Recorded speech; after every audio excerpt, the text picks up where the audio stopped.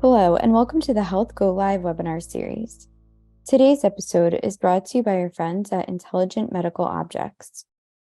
We would like to remind you that the Q&A feature is available, so feel free to send in your questions throughout the discussion. And with that, I will turn it over to our moderator, Hirsch Sarah, who joins us from Blue Cross, North Carolina. Good afternoon, everyone, and welcome. I'm Hirsch Sarah with Blue Cross and Blue Shield of North Carolina. I'd like to thank Health for putting on this webinar and Intelligent Medical Objects for sponsoring it, and you for joining. Today, we're speaking with several experts in health IT and product market adoption. As we know, over the last several years, there's been a proliferation of health IT solutions, both from established players and startups. To succeed, these entities and products must push through budget constraints, provider burnout, labor shortages, shifts in priorities, both strategically planned and utterly unexpected, like a global pandemic, and the buffeting of macroeconomic and microeconomic forces. And despite all that, certain players in the market have found ways to be successful. So in today's discussion, we'll unpack how clinical organizations choose to adopt product lines and how product owners can advance their goals by prioritizing a meaningful clinical lens. Now, as a physician, I may be biased, but I believe one critical element for success is understanding the frontline clinician and how their preferences and choices affect which products will be adopted and ultimately which will succeed. So I hope you'll leave here today by learning, first, how startups and health tech companies can gain adoption with clinicians. Second, insight into how clinicians evaluate new technology. Third, tactical approaches a health tech company can make to accelerate clinical adoption. And finally, healthcare challenges. Let me start by introducing our panelists. Today, we have John Larson, VP of Business Development at Intelligent Medical Objects. We have Dr. Richie Madog with Venture Capital and Healthcare and Life Sciences Startups at Amazon Web Services, or AWS. We have Dr. Ines Maria Vigil, SVP of Services and Transformation at Clarify Health. And again, I'm Hirsch Sarah, Lead Medical Director of Value-Based Provider Engagement at Blue Cross and Blue Shield of North Carolina. So thank you again. And with that, I'd like to dive in. Let me start by posing a question as a way for the audience to get to know our speakers a little bit better. So I'll toss it out to the group. Why did you go into tech? And for the physicians on the panel, what gap are you filling now that you didn't have while practicing medicine? So I'll open it to the group.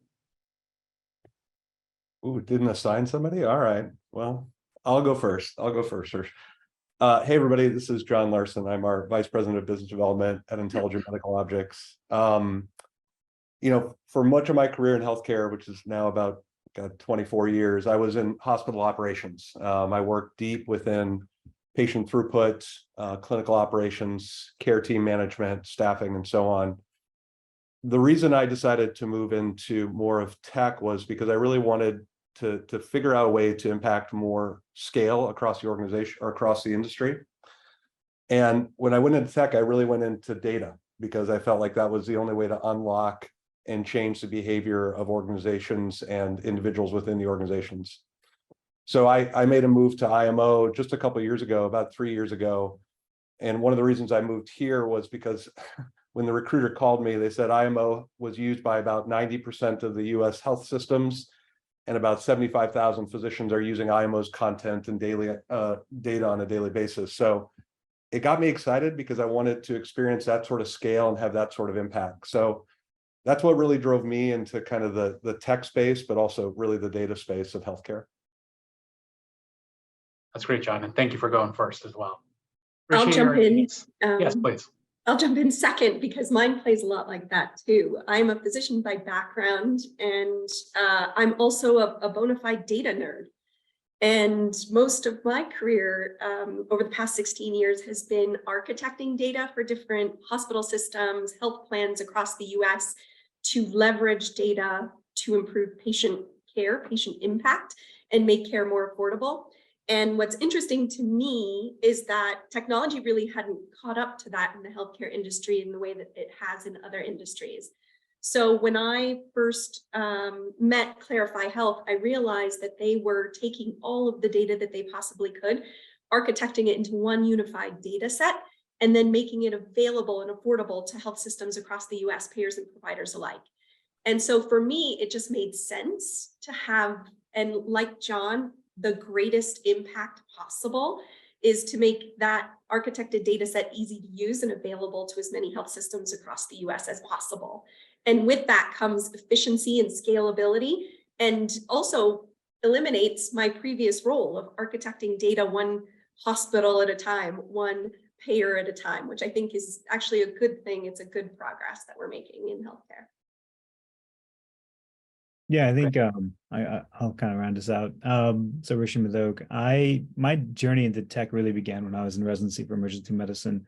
We had deployed a syndromic surveillance software called actually mCounter, and this is pre-cloud, so pre-AWS existing, and 3G cell phone networks were turning on, and I had thought I had loved international medicine, emerging medicine.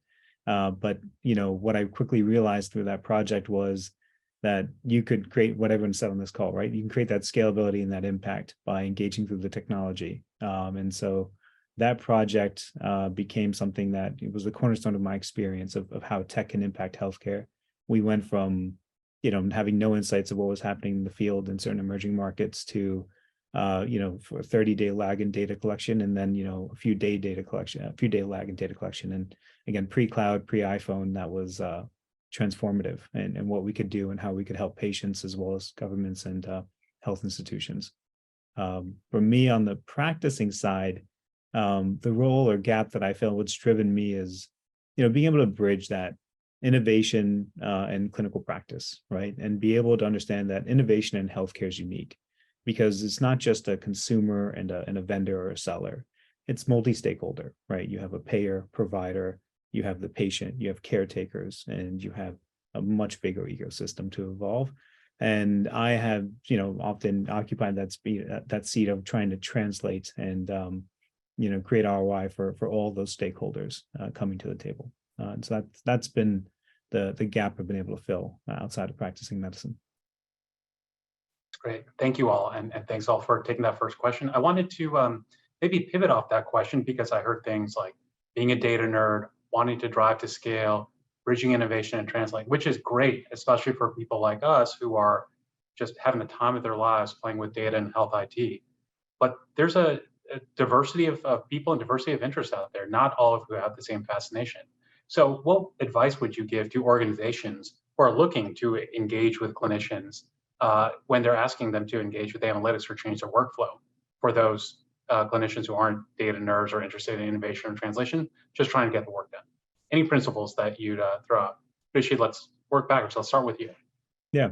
I strongly believe, anyone who's heard me speak before probably heard me say this is, as a physician, when you're practicing, your workflow is, what you're trained to do. And you follow that process to ensure patient safety and ensure your outcome. It's a way of thinking. So when you introduce innovation, whether it be analytics or, new CDSS, you need to respect that workflow as an innovator and as an entity, and gain, the alliance with the physician who doesn't need to be a technologist. And in order to adopt technology, you don't need to be the technologist. You need to help bring the physician and the patient to the endpoint. And again, I always say that that's what makes healthcare unique. Is it's not so much the how and the technology, it's the endpoint and the ROI essentially that you can drive towards. And great innovation, great analytics should be able to bring that at scale, regardless of health literacy or technological literacy. It should also, kind of bring the magic back in technology, that the physician can log in. Wow, you knew I was going to do that. Oh, that's really insightful, that alert. Not a quick click through. And I can move forward better prepared, better enabled to do what I do best, which would be create a treatment plan and follow up with the patient. Great, thank you. Ines, John. Yeah, I think, it's a wonderful thing to have access to technology and data. It's also a lot. And I agree with Rishi when it comes to, working within a clinician workflow and working within the ways that they already exist today and treat patient and deliver care. It's important to realize that there's so much data out there. And I think of a recent study where they looked at how long it took before somebody that was clinically trained right out of medical school was already out of date in terms of knowing what the clinical evidence base is and knowing how to apply it to specific patients to get the best optimal treatment for that patient. And it's about 24 months or 2 years.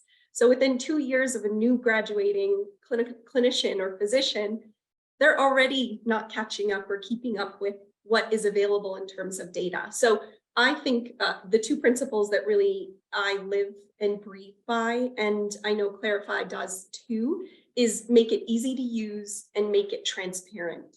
So when you're utilizing data to bring forward a clinical insight, it's important that clinicians are able to see what the data is that was used to drive that insight, why it's specific to the patient that you're recommending it to, and why it changes their treatment pattern or the way that they would deliver care, and what the benefit is to the patient themselves. And I think if you can keep those principles in mind as you're developing workflows and feeding across clinical insights that can be used at the point of care, those are the two principles that I think are most important to clinicians and to the patients themselves, and will generate the most impact. Yeah, I think similar concepts. And Rishi, I don't want to steal your comment, but when we were preparing for this, you had a great thing. I mean, the technology or the analytics, in my opinion, should just feel almost natural to the workflow. It should just blend into the clinician's day-to-day environment, not feel differentiated or something that is unique to their day-to-day movement. So one principle that we hold really strongly here at IMO is you need to truly understand the end user's daily workflow, how they were trained through medical school, how they're trained in fellowship, the words that they use, the language that they use. That's kind of our ethos at IMO, to really know how they articulate themselves and their patients' conditions. Don't try to modify that, but make it easier for that language to blend into all the other operational impacts that you want to have in an organization, whether that be finance or regulatory reporting or quality reporting. Trying to bring that upstream and force that into the clinician's workflow, a new language or financial language will frustrate and probably not get the adoption you want. So that's something that guides us here is respecting that knowledge path that they've already gone on and embracing that, and you building the bridge to the outcome or the ROI that you're looking to do for them. That's very helpful. I wonder if you all could comment on maybe a tension, or at least two sides that I hear. One is respect the workflow, maybe the inherent conservatism of people that have trained long and hard, maybe have their own perspective and their own way of thinking. And then on the other hand, I think Rishi, you said, bring the magic back, maybe some element of delighting the customer.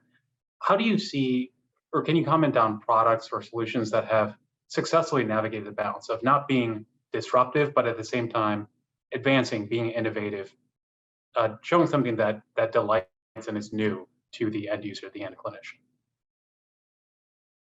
Any examples you can give, or do you see that as a tension that can be navigated? Yeah, I have one that really plays on now on kind of behaviors and the way that clinicians think and the way that they operate, and using micro incentives to kind of align with that workflow that already exists. So Clarify Health produces a program called Advance. And the main kind of goal of Advance is to direct care to the most optimal and affordable site of service possible relative to where the clinicians are practicing. So the example I can give is orthopedic clinicians who have a choice between doing a procedure in the hospital or in an ambulatory or outpatient-based setting can elect to do the procedure in the ambulatory setting for patients that are clinically appropriate to have that done. And they can share in a reward or a micro incentive for making that choice. Now, for the patient, it really is about convenience and the outpatient outcome that they're receiving. Clinicians can determine that through their own criteria for how they determine clinical appropriateness of the procedure itself. But the micro incentives allows the clinicians to see what is the choices that they're making, how does that choice impact the overall patient outcome, and then how does that actually impact their own workflow and the micro incentive that they might receive by choosing one over the other where it's appropriate clinically. And so it involves the clinicians in the decision-making. It shares the savings that are incurred by having the procedure done at one facility versus another. And it doesn't change the clinical or the patient experience in the process. So it's really identifying and defining what those win-wins are, where, you know, there is an impact that's driven for the patient that's better for them. There is a shared financial incentive for the clinicians, and they're able to see what the impact is of choosing one venue versus another in terms of the facilities that they're choosing to operate in. So that's just one example, but, you know, there's a lot of ways in which we can utilize data to identify where those opportunities exist, give clinicians the choice to make, and then make it easy for them to make that choice in their existing clinical workflow, and then share with them the reward of what that brings forward in terms of affordability, and share also with them the impact to their patients' outcomes as a whole over time. Yeah, just to piggyback on that, right? It's interesting to see some of the innovation that's come in recent years that is mindfully thought about the customer, right? As the impact of focusing on the physician or the patient. One company that comes to mind is Atropos. It's a clinical decision support company. Very, you know, as a physician, when you're on shift or you're rounding on patients, there's a clinical problem, you're not quite sure what the answer is sometimes. And the old school mentality was to do a literature search, right? And you task your medical student or your resident, junior resident, to go do it. And they'd come back in a few days, and you kind of depended on what they found, right? Because as the attending, you weren't really looking it up anyway. But, you know, when they present it and you'd learn something and you'd have some insights as to what the next best treatment plan was. This company actually took that mentality, and I'm oversimplifying, but they brought it into the EHR. They've allowed you to order kind of your own RCT, your own kind of study on demand to answer your own clinical question. And they look at that on the data from the local data that's relevant to your patient and kind of where you're practicing, as well as the overall kind of global data as well. And they're able to provide in a reasonable turnaround time and insight to you. And I think that's like transformative, but really reflects a customer obsession of understanding how I'd like that, how I'd ask the question, when I would use it, and really a reasonable turnaround time too. And I've seen a lot of that. That's, you know, a very specific example, but we're seeing, you know, an increase in ambient listening to be able to provide SOAP notes, right? As a physician, I don't really want to type on the computer. I'm not looking to document much anymore. So automate that for me, but in a way that I can trust. And I think that's what most companies are trying to crack is I don't need everything verbatim. I need what I actually wanted to document listed for me efficiently. So I think those are kind of where we're seeing some innovation and a lot of progress in the last few years. First, yeah, I can give you some concept. Or Yeah. I will obviously have to reference IMO's products because we're sponsoring. But no, there's a reason I joined this company because I thought it was a thoughtful way to approach a global problem that really kept the end user, the clinician in mind. Is that the complexity around revenue cycle and research and analytics, the code sets necessary to drive to be successful as a health system to do that. That's not how physicians are trained. That's not what they learn in med school and fellowship. And what IMO brought to the market was a layer that allowed the physicians to say, man, I know how to speak about my patient. Let me do that in the way that I learned. And then you, Intelligent Medical Objects, working with the EHR partners, translate that so my health system can be successful. And so we were hyper focused on that clinician user experience to really feel empowered to document the way they needed to. And then we took over all the mapping necessary to help an Epic shop, a Cerner shop, or a Meditech shop drive the reimbursement that they needed. And so I felt like that's where organizations can look to differentiate, is being that bridge behind the scenes, that magic that Rishi talks about behind the scenes to turn on all those operational pressures that health systems are finding, but keep the physicians focused on what they want to do.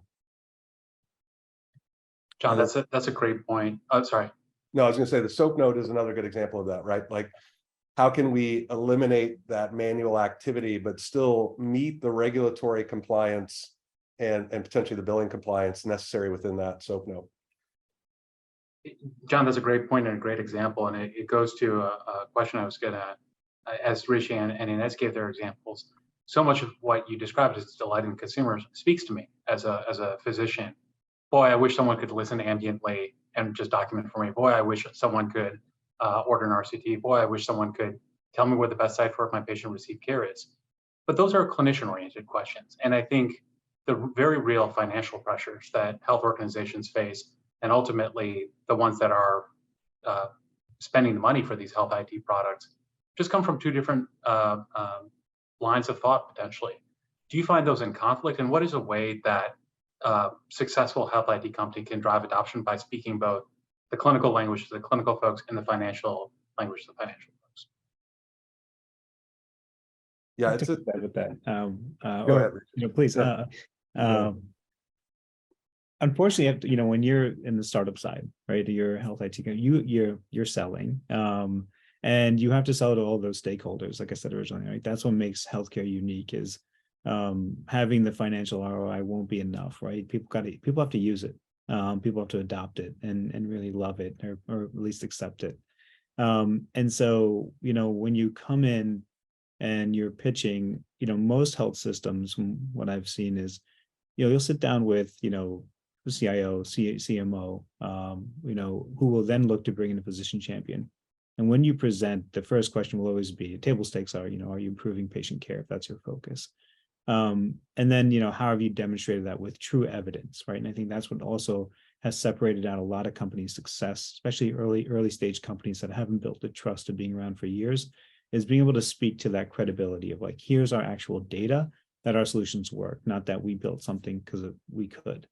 And then the thoughtfulness of, as a health system with a 2% margin or a 3% margin, how am I going to pay for this?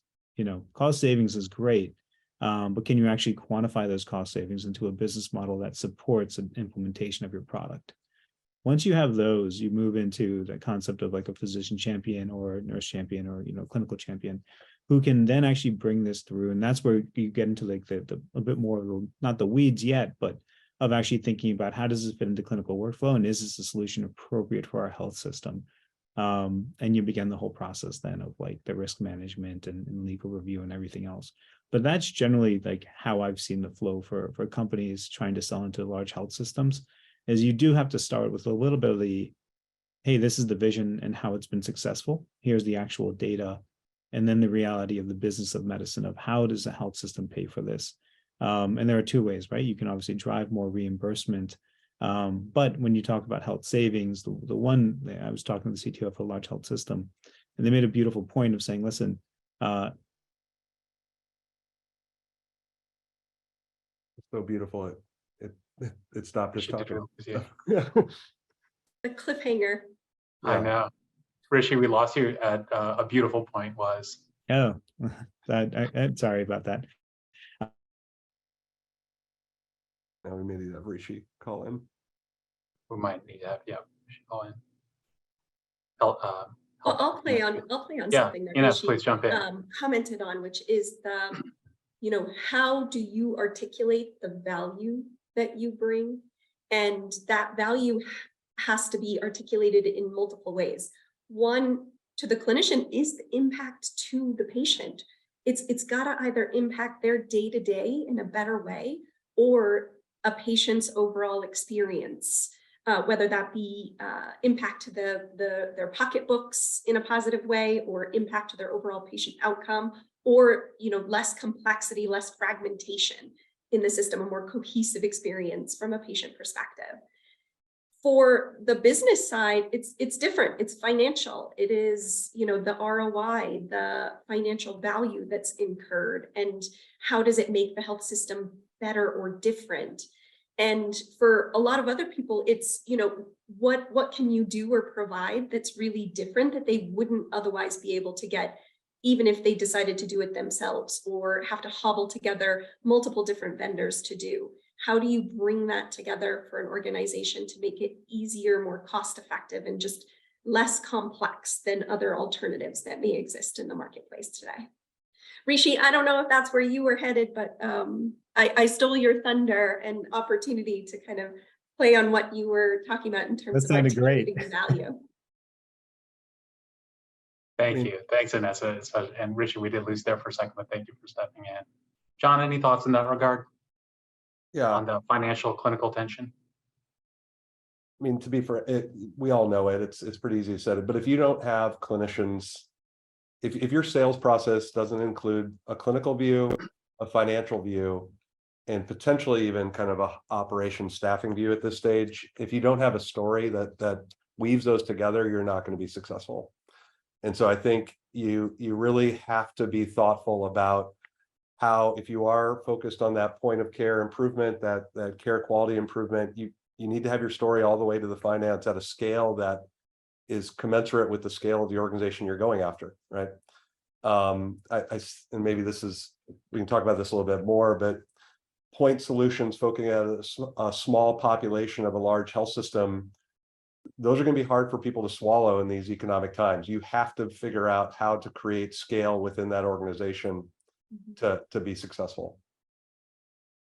Thanks. There's a couple questions coming in the chat, which is perfect. I encourage our attendees to continue to push questions in the chat, and we'll go there. The first question, which is actually great in light of what John, Ines, and Rishi just said, is what's the best approach when you're new and without the evidence in customers yet? So Rishi, you said you got to bring the data. What were my outcomes? We talked previously extensively about how conservative clinicians and maybe even large health organizations are. And John, you just made the point about you can't get away with a point solution. You have to bring a suite. Well, that's all well and good, but if you're a startup with 2, 3, 1 person, how do you make that happen? So again, to repeat the question, what's the best approach when you're new and without the evidence in customers yet? I think this is where you've seen the development from a lot of health systems have venture arms and accelerators. AWS itself has, deployed a lot of resources around our accelerators and our support to be able to help early stage companies, right, with a promising product or idea or vision or even team, to implement them right into health systems that are, ready, able, and willing to accept pilots, right, or validation processes. So you see, large institutions like Cedars-Sinai has a great accelerator. Also, has a very good venture arm, and they have a good process. And they've got companies, they accept that they're early stage. They take their solution, they actually pitch it internally to the health system, find that champion. And one of the outcomes for many of those early stage companies is to have a pilot or product validation, so you move forward with the data. And as an early stage startup, you'd want that, right? Because you want to be able to build product with knowing that you're solving for the solution you intended. And if you have to make a change, make it early instead of finding out a lot later when you're trying to sell something that doesn't work. And we've had the same effect. The AWS, we've had our healthcare workforce accelerator, which is engaging with a variety of companies at different stages with this intention. We bring mentors, we bring our own AWS folks, other people from the expanded Amazon ecosystem, and we help bring them also to other go-to-market opportunities. And so I really encourage, when you're in that early stage, that's where a lot of these accelerators can shine, and take a good look and apply before you get too deep in your own cycle. I have a couple thoughts. One more on your product and on your own product roadmap. I mean, there are opportunities to leverage trusted brands, and I would say Amazon's one of those. We work with a lot of organizations providing IMOs content into their applications to help build credibility within the clinician end user. So I would look for those that help you kind of accelerate and with other trusted partners there. The other thing is, when looking for those early adopters, really look for somebody who's going to help you document that proof point and then evangelize it. So and it's almost less ideal customer criteria on all other metrics versus literally, do you have a champion that's going to go out there on the road with you and create the referenceability and credibility within the market you're going after eventually. So I would say that'd be my only counsel for somebody in early stage. Yeah, I would say a lot of my career has been convincing clinicians to do something different, often what they're not wanting to do organically or inherently, what doesn't feel good. And a lot of the success that I've had working with individual clinicians, because I think John is right, I think identifying who those champions can be, and then working side by side with them, having the tenacity to not give up, to identify and eliminate barriers alongside them. And I like Rishi's idea of the pilot to be able to set expectations with those clinicians about when something is working, when to recognize when it's not, what the walkaway criteria might be, or when you would advance the pilot to another phase to go deeper or more broader across more patients, as an example. And then just having the tenacity not to give up and giving them all of the resources that they possibly can to make it as easy as possible for them to win. And really creating a scenario where a win is likely. Like, don't go after the hard stuff first. You know, don't tackle, improving health in, diabetes over the next 5 to 10 years. Think big, but start small, and really work hard to make that clinician feel like the champion that they can be, utilizing whatever the software or the data or the insight is that you're asking them to use or take a chance on. And then I think I agree with John, utilizing them to then be the champion, to tell their story to their peers and other clinicians is really what's going to propagate that behavior across multiple clinicians, starting first with their own group practice, if they're in one, or the clinicians who are most like-minded to them that they identify, and working with that group and propagating that message or that agenda or your software that way. I think that's really been helpful in my career to bring forward change, and has even worked with even some of the most resistant or curmudgeon-y of clinicians who refuse to ever even make time to work with me or see me. That tenacity that you bring forward to always be there for them and with them along the way, and helping them to be better clinicians and see the impact of that, I think goes a long, long way to seeing success in those types of situations. That's very helpful. I heard a lot of great things there. Starting small, provide that enhanced level of service and trustability, find a trusted brand and champion that can go along with you. And then the specific example of finding a health system accelerator or a VC partner that can get you going. I think that speaks to maybe the second question in chat, which I'll just repeat if anyone has any thoughts, but about the impacts of pilots, particularly companies that need guidance on design, development, and access to data. And I think you all answered that very effectively. Those are some great tips. One question further down in the chat that I'll piggyback on is on that access to data. So much of what you're trying to do in terms of in generating data points rely on information back from some of your customers. And if I'm reading the question correctly, healthcare companies, hospitals, organizations to whom you're selling are not super thrilled to share that back with you, so you can create a pitch deck for your next client, after that. Any ideas on how to navigate that, particularly for companies that may not have a deeper ongoing relationship that makes that easy? I'll start with this one because I lead services and transformation for Clarify Health. So my entire role is dedicated to not only helping our customers to understand exactly the ways in which they can utilize the data and the software to have a greater impact, but then also how to use it and what to do with it once they have it. And collecting the information on what the success criteria looks like is part of that journey.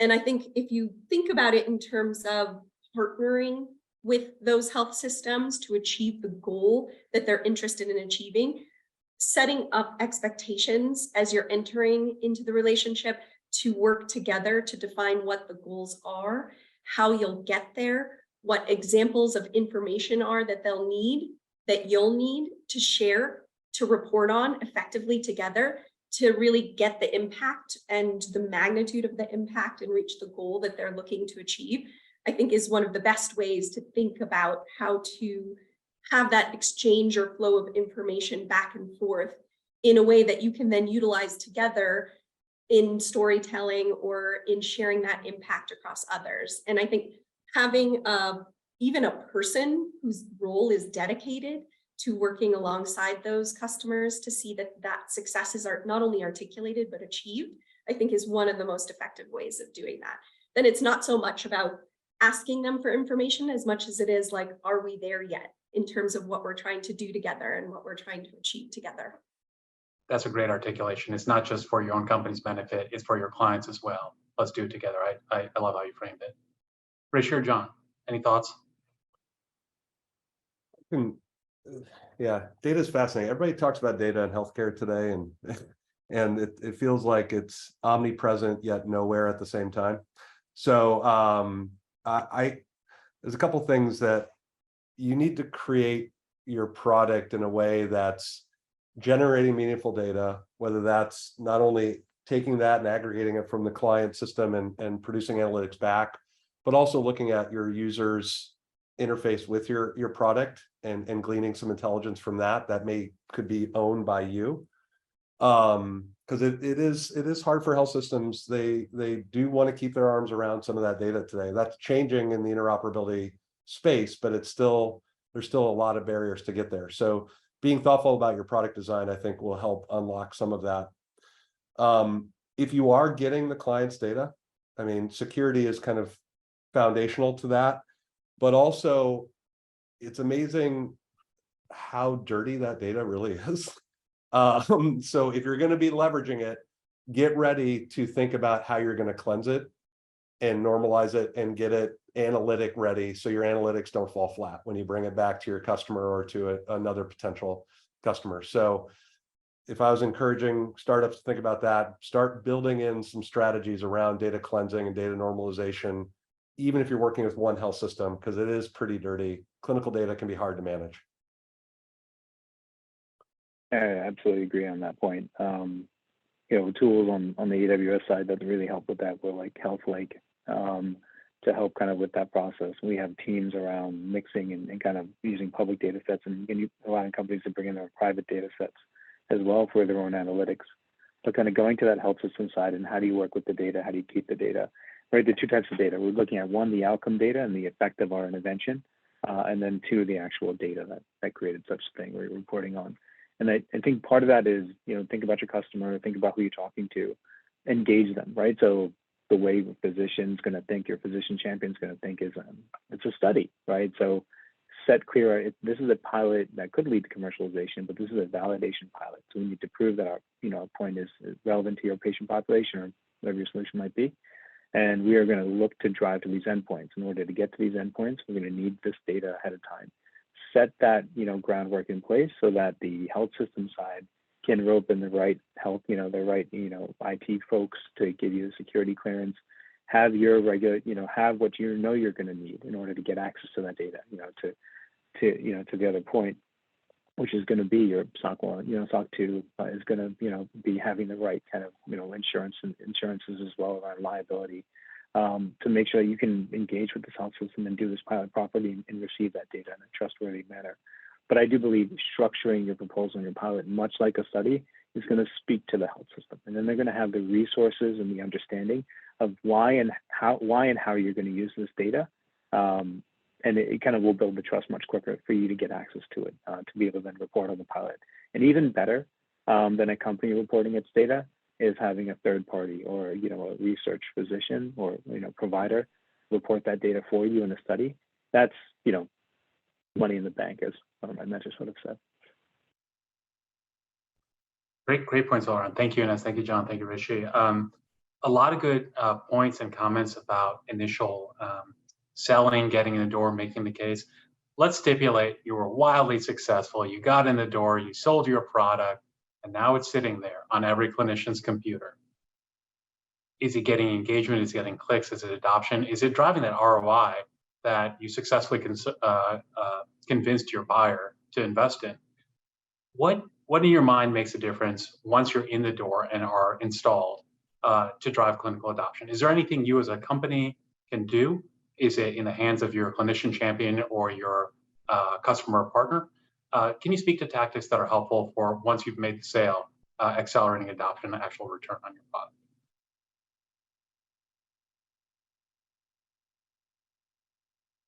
Yeah, I think, touch base. So again, I always lead with that champion, like have a team. Who's the point of contact, right? Who's driving it? And when you go back to that study mentality, they have skin in the game, because that's the academic, currency essentially is, we want to drive this to be successful. We want to keep the trains on the tracks.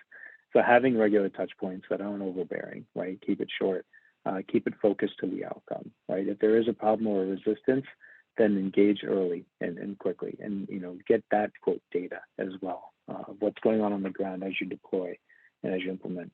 It's incredibly valuable for the startup or the company, because this is teaching you, one, what your customer needs if your product needs to change.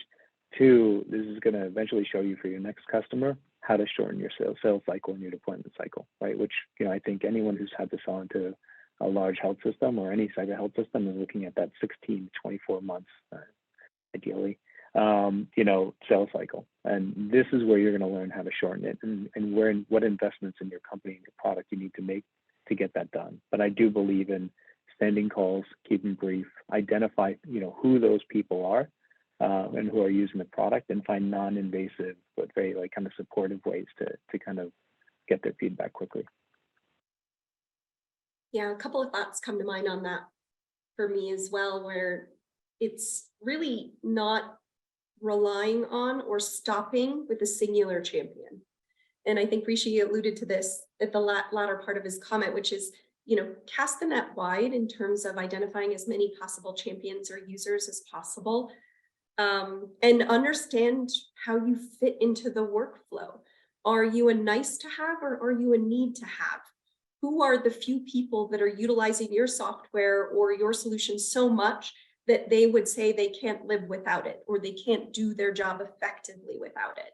And then understand why that's important to them and what advantage that provides to them that they can't have in other ways or do by themselves without it. And then I work to identify who those other folks are and start to expand that network of users in very similar ways. What I know about working too within health systems and hospitals particularly, there's a lot of silos. There's a lot of fragmented teams that don't necessarily share best practices, or they're not set up to do that way. But even just knowing what teams, how the infrastructure or the organization, how they are organized in terms of who the users would be, how many of those teams exist in an organization, and how to get introduced to the different teams so that you can start to not only connect the dots on how your software, your solution can be even more effective and even more used, but also putting together those teams for cross-learning and sharing and creating almost like a cohort of users across an organization that may not otherwise work together or work closely and this enables them to be able to use it more effectively, but also create a network of people that they can rely on and share best practices with. I mean, for me, I think, my experience with, you're looking at a lot of healthcare outcomes, it takes a long time for some of those to play out. Like if you're talking about improving the population health of a specific population, that takes years. Even if you're talking about improving like revenue cycle functions, just the delay in billing and reimbursement can take days to weeks. So one of the things I would encourage anybody who's developing any product, whether that's early stage, late stage, or so on, really quantify utilization metrics or in-process metrics that you can track, that you truly believe that are going to influence that outcome. Because just waiting for the outcome you may lose traction. So really paying attention, whatever that utilization metric is, or best case utilization metric is, but pay attention to that and actually report that out to your champions as well, rather than just waiting for the outcome to come. Oh, this is great. We talked a lot about how, and I think as all of you said, how you can maintain that ongoing relationship, build a diversity or a basket of champions, and not stop after just a sale. But that's between the company and the healthcare organization or the provider. Of course, all this is to serve the patient. What voice or what aspect of the patient's journey can either help or hinder the eventual clinical adoption and success of your product? There's a great question on the chat that maybe sparks this, is that many of our patients are, first of all, a lot of them are digital natives and they just expect a certain way for things to work. But even those that aren't digital natives are used to working with banks, with retailers, with travel companies, with any other sector of the economy that just works more digitally and more IT-enabled manner. Is there any role for the patient's perspective of the patient journey in speeding clinical adoption or getting providers to work in a different way? I think it's a great question. I don't have an explicit answer, but I can talk about a barrier that I think exists that needs to be addressed. You referenced whether it be banking or anything else. I mean, the complexity of the language there for an end consumer to engage in is not that complex, or they've dumbed it down to the point where we can accurately use our bank app and get done what we needed. I think as the health tech space is engaging consumers and patients today, there's a translation factor that needs to occur. And that gets really hard as we talk about some of the complex diseases we're dealing with, the medications, the labs that you need to get. How do we enable a language or a terminology that a patient can understand what's happening and take action? Otherwise, it's too opaque or not specific enough, right? Yeah. So I think that's one of the barriers that I see out there that I would like to take an active role in fixing. How do we make healthcare data a little more patient friendly? Yeah, just playing on that, Yeah, John, what comes to mind is price transparency.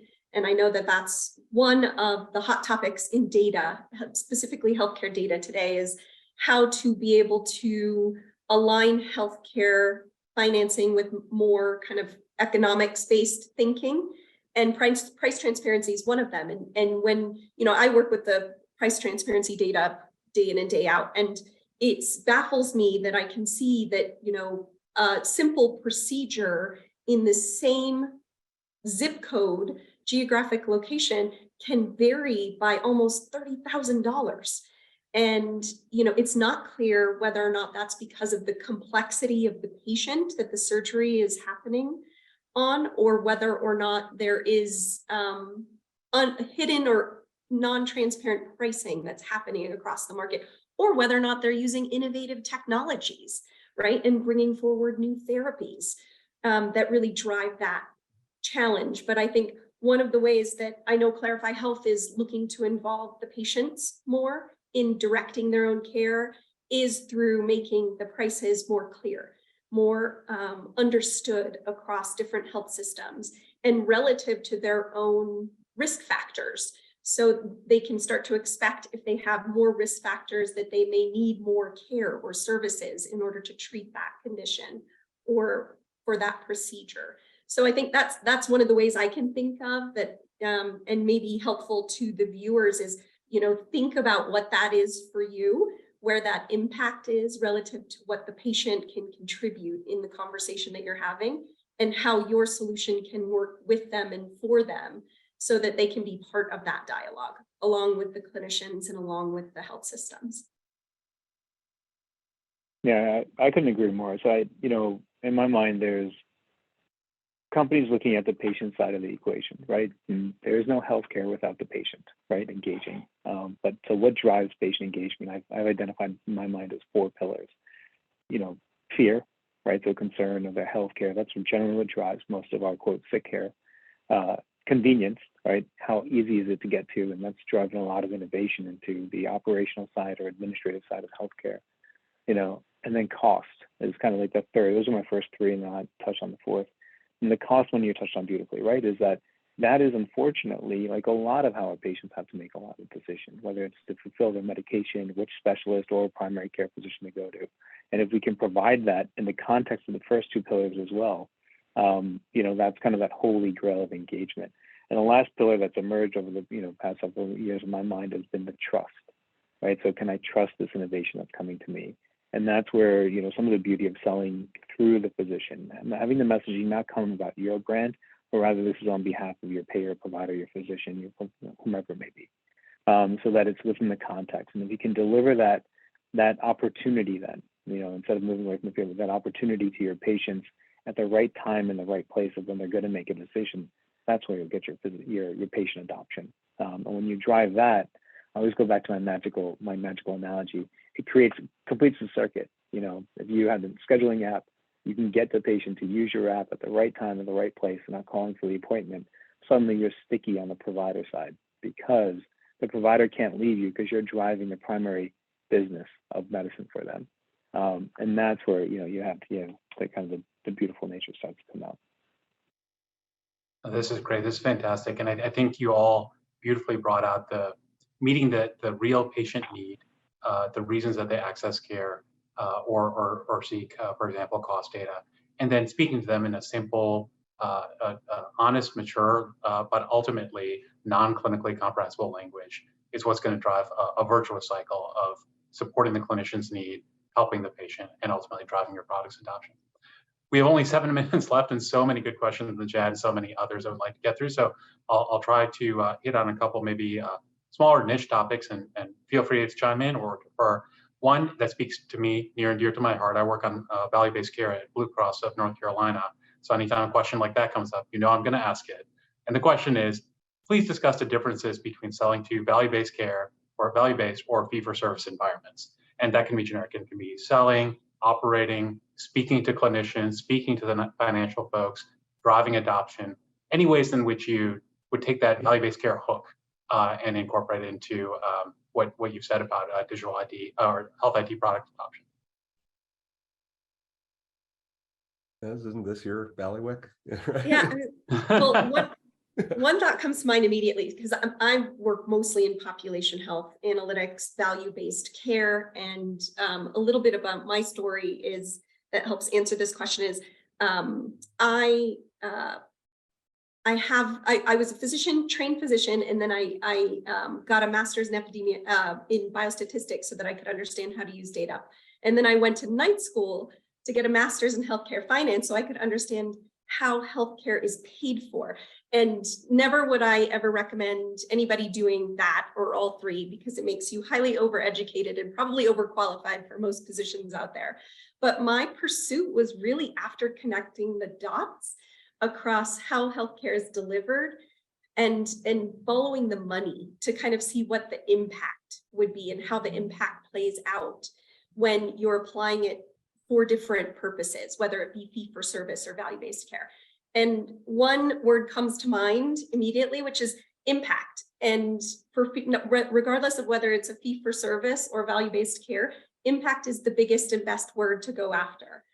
And there's financial impact, then there's impact to the patients overall, and then there's impact to the overall system, whether you're looking at making healthcare more affordable, more effective, or more personalized in its experience. And I think those are the three, triple aim kind of pillars that I always do all of my storytelling and messaging through is what's the impact financially, whether you're in a value-based care arrangement and sharing in that dollar or shared wallet, if you will, or what's the impact financially from a fee-for-service perspective? How is it going to grow or stabilize or maintain my revenue?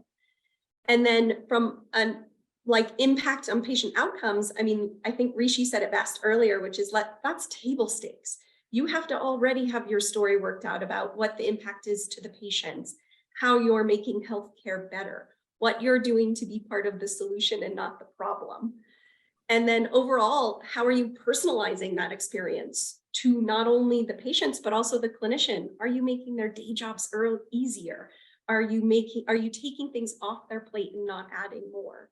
And then what's the impact to the overall relationship between the patient and provider? Does it make it stronger? Does what you're offering or doing make it stronger? I think if you can think of articulating your story in those ways, regardless of whether you're supporting a value-based care arrangement or a fee-for-service growth or market share strategy, those are really what's going to speak to the health system decision makers, and it'll trickle all the way down to the users of the software and solutions on a day-to-day basis. But I'm curious to hear what John and Rishi have to say, because I could talk for days on value-based care and how it works. It's kind of where I was going to go. There are very few organizations that are all value-based care or on the provider side or fee for service. So you almost need to be agnostic to that. You can't ignore it, but you have to be able to speak value into both, right? And that's the way it's going to be it's been that way for decades. It's going to be that way for decades, unless we get a major regulatory change. So I think you have to keep your sales talk track to be able to speak to both and flex based on where that organization is in their transition.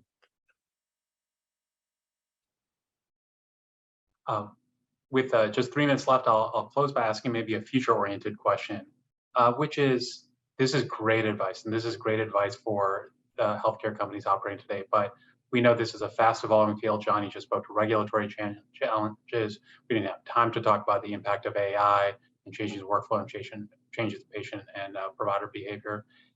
What advice or general principles would you give to companies that are still trying to solve the problems of today, but are trying to also get ahead of the problems of tomorrow? Anything that comes to mind with that very broad, admittedly, statement? Rishi, maybe I'll start with you. Yeah, I think showing that when you think about the problems of today and how it's going to go into tomorrow, is what you want to solve for as an operating entity is, okay, what is your business model to kind of secure the business today and provide your impact today, and how's that going to scale? So in the startup world, if you're thinking about venture capital, we're thinking about what's the long-term exit, and again, table stakes on better patient care and all the good stuff. But what is your actual business, right? And how is it that you can solve for today? Meaning, okay, today we are managing patients when they're in the hospital to give them better education. But tomorrow, the next phase of our company is to take that same interface, and we created that technological literacy, and move it to at home, because we see reimbursements and RPM picking up over the next few years. I made that up. So please don't go make that company right now. I'm not saying that that's what you should do. But what you have to always think about is, what is the vision of your company, right? And that's where you want to go. That's where you want to be in 5, 10, 15 years. But you do have to bring it down to the weeds and say, but this is actually the stepping stones, and that's today. So I always believe in starting with that big vision, think big, but then I think as Ines said, right, then what are the baby steps to get there? How are you going to build on that story and make that believable for your healthcare system, for your venture capitalists, for your investors, and for you and your employees as well? Ines, John, rapid fire for the last minute. I'll say well said, Rishi. The only thing that I would add is that, and a little bit on the more kind of boring side, but a lot of health systems are very interested in, if you're using patient identified data, how you're protecting it. And are you aligned with the standards that are required for protecting identified data? And then if you're not using that data, how do you encrypt it, or how do you normalize it and govern it so that it can be used in an interoperable way across other vendors or softwares, if the plan is for health systems to use multiple different vendors all together in one kind of unified way? I won't say much more. Walk and chew gum at the same time. Just do it faster, as things moves faster than ever these days. All that being said, though, there is a lot of announcements that come out every day about health tech and health breakthroughs. If you, like Rishi said, stay true to your organization's kind of mission. This is not a sprint to the most recent press release. This is healthcare tech is a hard slog to gain this adoption, which we're talking through. So just don't get overwhelmed by the cacophony of press releases. Great advice. Great advice from everyone. We're at time, so I'd love to thank Ines Maria Vehil, John Larson, and Rishi Madhak, and I'd love to thank Health for putting on this webinar, Intelligent Medical Objects for sponsoring it. Thank you all so much for your time, and it was a pleasure to speak with you, and thanks to all our participants. Thank you to everyone that joined us today. Please visit our website at hlth.com to catch up on all Health Go Live webinars. And join us in Las Vegas, October 8th through 11th for Health 2023.